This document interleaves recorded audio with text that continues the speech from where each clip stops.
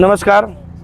आज सासवड येथे अखिल भारतीय बैलगाडी संघटनेची पश्चिम महाराष्ट्रातील बैलगाडी मालकांची मीटिंग आयोजित करण्यात आली होती.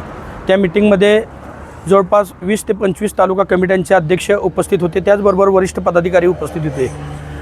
आता यात्रेच्या मैदानाचा हंगामा ह्या मे महिन्याच्या एंडला संपतो आणि त्यानंतर 1 जूनपासून पावसाळी हंगामातली मैदानं सुरू होतात. त्या अनुषंगाने मुंबईची जी बैल आहेत ते या ठिकाणी पश्चिम महाराष्ट्रात येतात आणि इथं बैलांची संख्याही भरपूर होऊन जाते. त्या अनुषंगानं अखिल भारतीय बैलगाडी संघटनेच्या वतीनं इथून पुढची होणारी मैदानं ही पश्चिम महाराष्ट्र मर्यादित घेण्यात आलेली आहेत. त्यात सातारा, सांगली, कोल्हापूर, सोलापूर, पुणे आणि ठाणा, रायगड, पालघर या जिल्ह्यांचा समावेश आहे. हा पिढ्यानपिढ्याचा बैलगाडी शर्यतीचा नाद, सातारा छकडीचा नाद हा पिढ्यानपिढ्या ह्या सगळ्या जिल्ह्यांवर प्रामुख्याने चालत होता. त्याच अनुषंगाने ती रूढी परंपरा कायम टिकवत आज सर्वानुमते एक ठराव होऊन आता ही पश्चिम महाराष्ट्र मर्यादित मैदानं आयोजित करण्यात येणार आहेत. याची सर्व बैलगाडी मालक चालक यांनी नोंद घ्यावी. त्याचबरोबर गाड्यांची संख्या जास्त असल्यामुळे एका बैल मालकाला एक चिठ्ठी नोंदवायचं प्राधान्य देण्यात आलेलं आहे.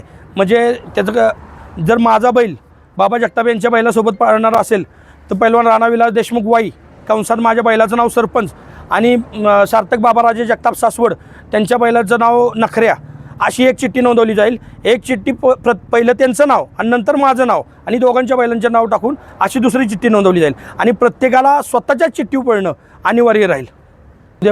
हा नियम आज 26/5/2026 पासून लागू करण्यात आलेला आहे. याची सर्व तमाम महाराष्ट्रातील बैलगाडी मालक चालक यांनी नोंद घ्यावी ही नम्रतेची विनंती.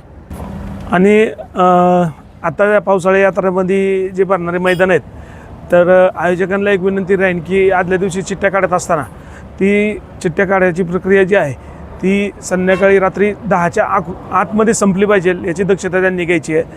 दुसरं असं की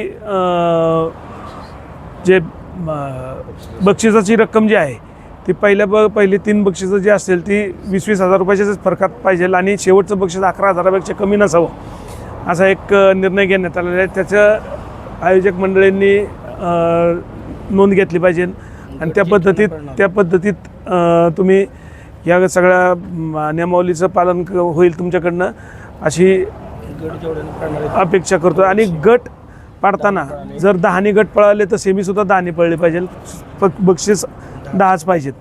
असं गटात आणि सेमी आणि फायनलमध्ये गाड्यांची संख्या कमी जास्त नाही झाली पाहिजे असं ठरलेलं आहे.